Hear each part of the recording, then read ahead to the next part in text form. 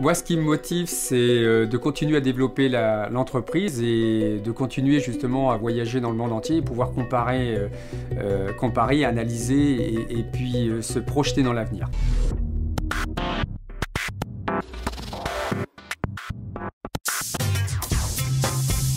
L'entreprise Plumatech a démarré donc en fait en 1992, suite au rachat au préalable en 86 de mon père d'une société qui s'appelait à l'époque Le Tohic Lecoq.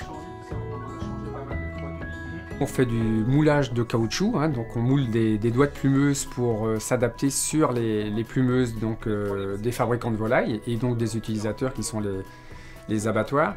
La particularité, c'est que plutôt que d'être caoutchoutier, on est pratiquement plus volailler que l'on est caoutchoutier. Hein.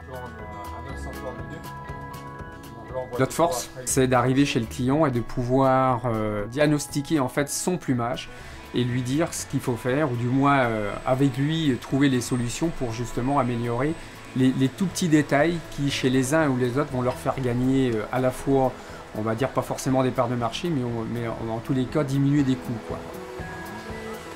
On a commencé d'abord par travailler essentiellement sur le marché français et ensuite on est parti sur le marché export. Petit à petit, justement, avec la notoriété qu'on a pu commencer à faire valoir et puis les résultats obtenus dans les différents pays, on a commencé à étendre notre rayon d'action, changer de continent et travailler aujourd'hui sur quasiment tous les continents.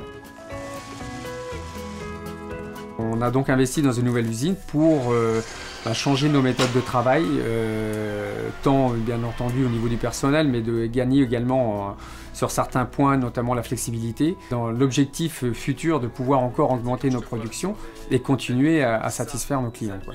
Il a dit que c'était 15 jours la semaine dernière, au mois de janvier. Franck Lemot, dirigeant de la société Plumatech, installé à Plaintel.